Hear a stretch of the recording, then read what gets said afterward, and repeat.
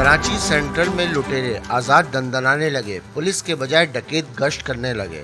शहर कैद में स्ट्रीट क्रिमिनल्स का राज, जब चाहें जिधर चाहें किसी को भी कहीं भी लूट सकते हैं। लूट मार की वारदातों में होशरुबा इजाफा। सेंट्रल डकैतों के शिकंजे में, पुलिस ने अवाम को डकैतों के रहमो करम पर छोड़ दिया। पीएस जौहराबाद की हुदूद में 9 नंबर पर मुल्जिमान की वारदात। बैंक से पैसे निकालने वाले शहरियों के लुटने का सिलसिला जारी। एक और शहरी घर की दहलीज पर रकम से महरूम। आयशा मंजिल पर बैंक से 1,30,000 रुपए लाने वाले शहरी को फ्लैट के गेट पर लूट लिया गया। शहरी फेडलवी एरिया में शेरेटन सेंटर के सामने जमा पूंजी से महरूम।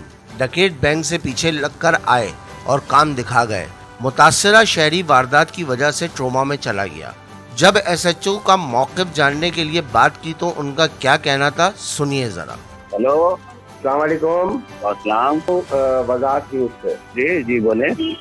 सर, ये 2-3 दिन से ये वारदातें बढ़ गई हैं फेडलवी एरिया के अंदर। लखवान पार्क के पास हुई है, उसके बाद जो आपके रॉयल चीज के पास हुई है, कल 9 नंबर पे हो गई है। तो क्या सूरत हाल है? कर रहे हैं बेटा, कोशिश कर रहे हैं। असल में नफरी की शॉर्टेज है, एक मोबाइल निकल रही है, एक निकल नहीं रही है। जैसा कि आपने सुना एसएचओ की गुफ्तगू, यानी डिपार्टमेंट के जितने प्रॉब्लम्स हैं वो भी एसएचओ साहब गिनवाएंगे और आवाम की मुश्किलात को हल नहीं करेंगे।